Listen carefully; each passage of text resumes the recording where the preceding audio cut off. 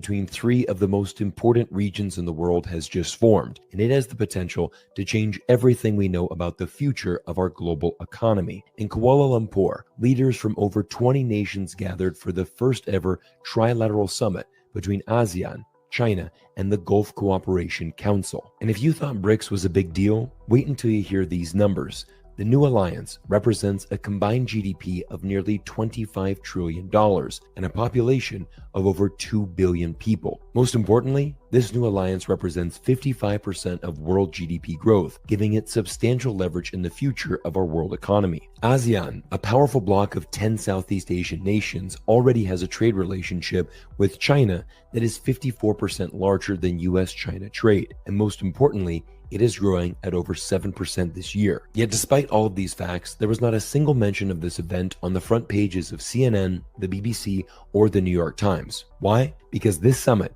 could mark the beginning of a global power shift, one where the West no longer calls the shots and China begins building a new world order with the global South. Everyone, let's face it, the world is going through a period of massive uncertainty, and at the center of it all is the United States, driven by the aggressive policies of President Trump, who seems to be attacking every country on earth under the banner of making America great again. So far, we've seen plenty of disruption, but very few concrete wins for Trump in his global tariff war. Trump isn't making America great again.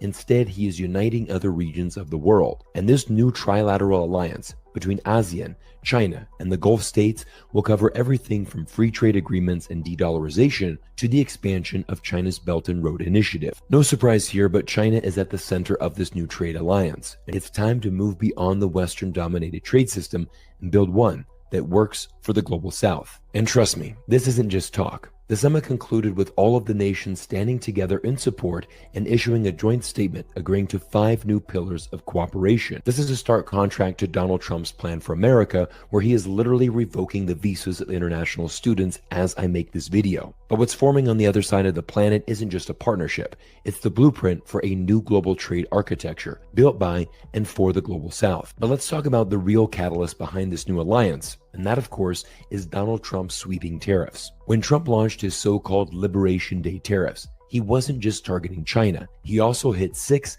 of the 10 ASEAN nations, including key U.S. trade partners like Vietnam, Malaysia, and Thailand. Trump wants Americans to believe that he's protecting U.S. jobs. But let's be real. These jobs aren't coming back to the US. Instead, the only real result has been a diplomatic and economic backlash that's pushing countries closer to China. Far from isolating Beijing, these tariffs are accelerating exactly what Washington fears most: the rise of an alternative global economy. In response, ASEAN leaders have doubled down on regional integration, releasing a bold 5-year strategy to position themselves as the world's 4th largest economy by 2045. And with China as their largest trading partner and the GCC providing investment and energy security, that goal is starting to look very realistic. The GCC, made up of the oil-rich nations of Saudi Arabia, the UAE, Qatar, Kuwait, Bahrain, and Oman, has traditionally been aligned with the United States, but that's changing fast. These nations are now diversifying their partnerships and plan to increase bilateral trade with ASEAN from $130 billion in 2023 to $180 billion by 2032. Their investments are targeting critical sectors like artificial intelligence, green technology, digital finance, and infrastructure, the very industries where China is already leading the world. So while America is busy building tariff walls, Asia and the Middle East are building bridges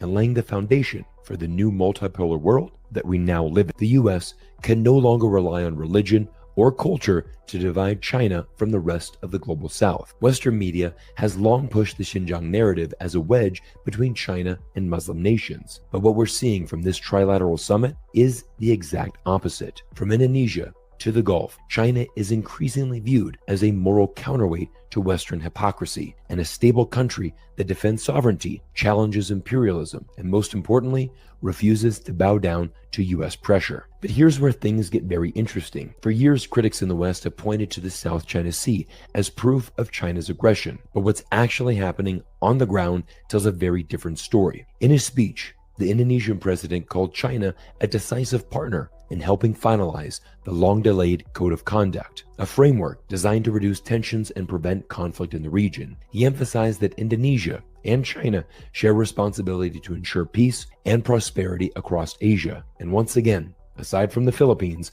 most Southeast Asian nations no longer see China as the problem. In fact, they see China as the solution. It's a reality that you'll never hear in Western media. A new trade alliance between three of the most important regions